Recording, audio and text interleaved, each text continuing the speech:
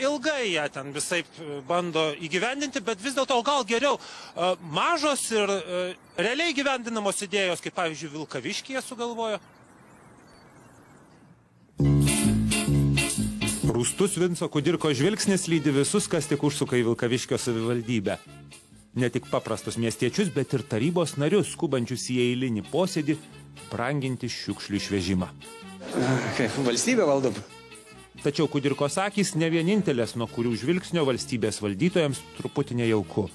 Nuo šiol tarybos salę stebi vaizdo kameros, o jų objektyvai bemat atsisuka į kiekvieną kalbantį. Meras džiaugiasi.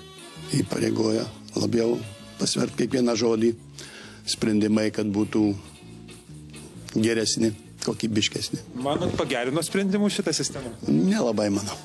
Tačiau lazda turi du galus, nebeliko laisvės. Nei nosį pasikrapštysi, nei ausį pasikasysi. Ai, nu ką dabar?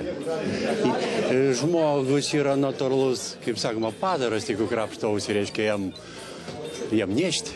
Nu tai tarybos metu nosį nelaikas krapštyti ir reikia iki tarybos posėdžio jau būti įsikrapščios. Gerbiami tarybos nariai, pradedam tarybos posėdį. Kol Vilkaviškio išrinktieji posėdžiauja, persikelkim ne taip jau toli, už puskilometrio į Vilkaviškio autobusų stotį. Vieną akim pažiūrėkit pro langą. Ir ką aš tai matyčiau? Ant sienos ten. Truputį matot ant sienos. Dabar jau matau. O kas ten yra, kaip manot? Nežinau, kam jūs manęs klausit. Toli tiksliai. Ar žinot, ką ten rodo? Nežinau. Vilkaviškio tarybos posėdį. Keista. Viešpatie. Va čia va, posėdžiavo. O tai ką, jie neturi kur, jau taip nusigyveno? Kad stotys posėdžiaut? Taip, kad stotys, čia kai sako, kur vargana žmonės renka. Va, žiūrėkit, va, ant sienos. Matot? Va ten. Nesuprantu, čia lygiai taip kaip Chruščiovo laikais, kad rodydavo. Suprantat, kaip duona kepaliukais forminė laukdavo. Nepažįstu šitų ponų. Ponų labai nepažįstu. Kas jis toks? Nežinau. Vilkaviškio. Vilkaviškio čia, o. Pats. Kaip manot kas? Tas meras, ne? Ne meras?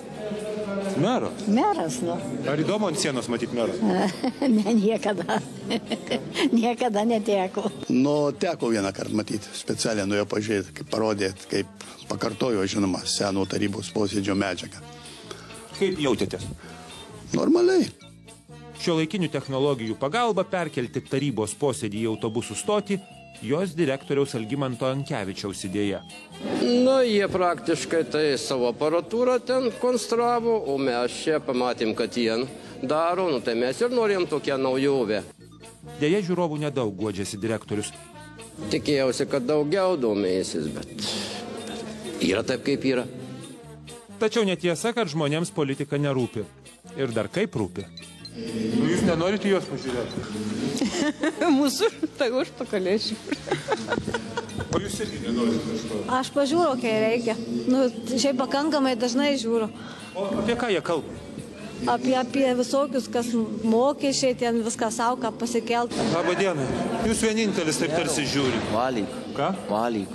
Kur valyk? Valyk, mikrofonas čia. Nu, kur aš turiu domėtis? Jūs juos rinkot? Aš nerinkau. O tai kas rinko? Žmonės rinko, o čia kuris... O jūs ką, ne žmogus? Ne. Tai kas? Senelis jau. Jūs norėtumėt vietoj jų atsidurti? Nu, nenorėčiau, tiesiogiai pasakys. Kodėl? Nežinau, nesu tokia protinga, kad aš ten sėdėčiau. Vis dėlto žvelgiant iš Vilkaviškio savivaldybės rūmų, posėdis autobusų stotyje atrodo šiek tiek kitaip. Nu, kodėl? Jeigu tas atvaizdas gražus. Tai aišku, visada. Nu ir viskas, ir tegul rodo. Politinės pramogos Vilkaviškyje vyksta kartą per mėnesį, paskutinį penktadienį, nemokamai. Kartais valdžia kupina pačių gražiausių idėjų, bet daryk ką nori, žmonės vis tiek nugarą atsuka. Mere Artūrai, o ką tokiu atveju daryti?